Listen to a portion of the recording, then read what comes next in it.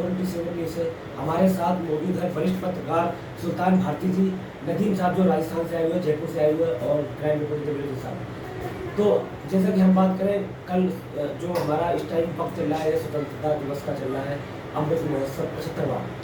तो कल ध्वजारोहण का कार्यक्रम देश भर में जगह जगह पर फैलाया गया था। तो आज भी कार्यक्रम अभी जारी है। तो अगर हम पत्रकारिता जगत की बात करें तो सुल्तान भारती की तारीफ करने के लिए हमारे पास शब्द नहीं है। ये मील का पत्थर माने जाते हैं पत्रकारिता जगत में, अगर हम बात करें तो। लेकिन कई दशकों से पत्रकारिता जगत में सक्रिय है। और सबसे पहले तो मैं उनका स्वागत करूंगा BBC टोटल बॉलीवुड में। सर, सबसे पहले आपका स्वागत है। बहुत बहुत शुक्रिया आलम भाई जी। किस तरीके से इस बार स्वतंत्रता दिवस की जो हमारे प्रधानमंत्री ने घर घर तिरंगा का आह्वान किया है, तो किस नजरिए से आप उन देश को मुबारकबाद देना, किस नजरिए से आप देखते हैं? मैं तारीफ करूंगा मोदी जी का। उन्होंने एक शब्द को मूवमेंट बना दिया, एक अल्फाज को आंदोलन की शक्ल दे दी।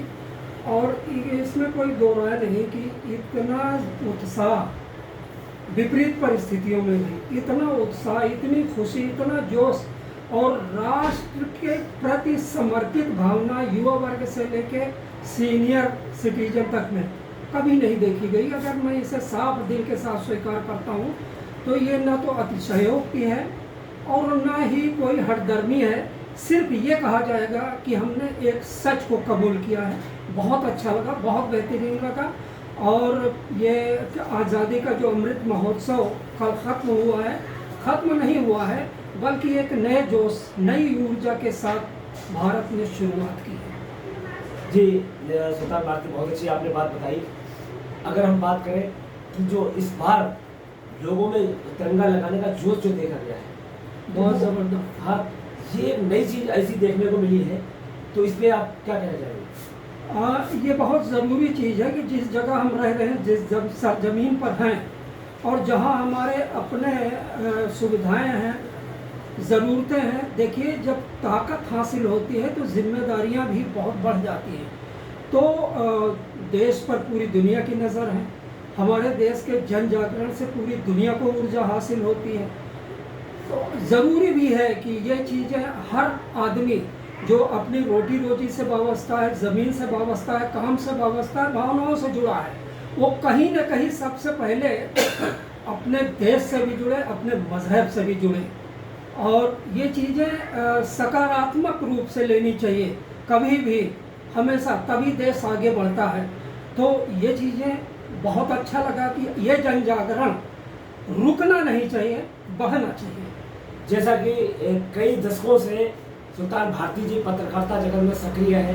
इन्होंने इतने उतार चढ़ाव देखे हैं पत्रकार के जगत में, किस तरीके से काम होता रहा है, किस तरीके हो रहा है।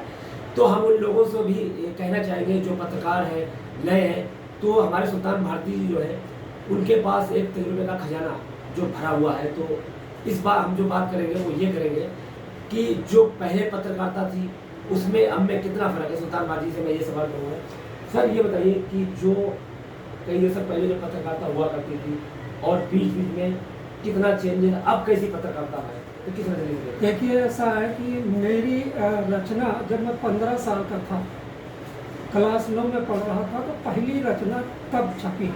और तब से आज तक मैं यही मानता हूँ कि पत्रकारिता पेन से जुड़ी हुई है, कलम से जुड़ी हुई है, अल्फाजों से जुड़ी हुई है, आपकी रूह से जुड़ी हुई है। जिसको लिखना नहीं आता है, पहले यही समझा जाता था कि वो पत्रकार नहीं है। लेकिन 9वें दशक से, 10वें दशक से ये कहें कि एक मायने बदल गए, डिफिनीशन बदल गई, पत्रकारिता के आयाम बदल गए, बहुत बदलाव हुआ है। और अब इलेक्ट्रॉनिक मीडिया बहुत ज़बरदस्त तरीके से टक्कर दे रही है। आप देखें, अखबारों के सर्कुलेशन आधे रह गए, बहुत संघर्ष करना पड़ रहा है।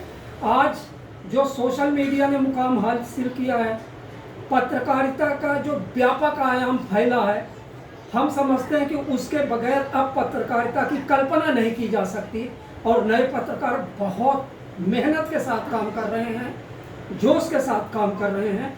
वो रोटी रोजी बेशक न कमा सकें, लेकिन आज हम नहीं कह सकते कि अगर मान लो टेलीविज़न पर किसी का कब्जा हो गया हुआ और वो अपने ही विचारधारा को प्रसारित करना चाहता है तो संभव नहीं है, क्योंकि गली कूचों में बैठे हुए हमारे हजारों लाखों चैनल, यूट्यूब, सोशल मीडिया, ये कहीं न कहीं सच को शहर से लेके देहात तक पहुंचा ही देते हैं। तो इन चीज़ों से जुड़े हमारे साथ इस वक्त नदीम खान हैं, और ये जुड़ाव, ये व्यापकता सिर्फ इसी बदौलत संभव हो पाई। हम अखबारों के माध्यम से जुड़ते तो शायद एक सदियां नाकाफ़ी होती, लेकिन आज BBC जैसे जाने माने चैनल, जो ज़मीनी चैनल है, मेहनती लोगों का चैनल है, वो आलम भाई की प्रशंसा करनी पड़ेगी कि उनके प्रयास से आज ये चैनल पूरे हिंदुस्तान में अपना नेटवर्क पैदा कर रहा है।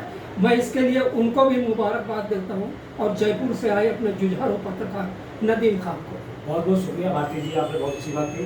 तो हम नदीम से पूछ रहे थे किस तरीके की मुबारकबाद देना चाह सकता है पहले तो मैं मुबारकबाद देना चाहूँगा हमारे वरिष्ठ पत्रकार उस्मान भारती साहब, जनाब आलम मंसूरी साहब और जनाब जमीलुद्दीन साहब, और हमारी पूरी BBC न्यूज़ को 75वें अमृत महोत्सव। और हमारे सीनियर से हमें बहुत कुछ सीखने को मिलता है, जैसे हमारे आलम मंसूरी साहब हैं, हमारे उस्मान साहब हैं, सुल्तान भारती साहब हैं, हमारे जमील साहब हैं।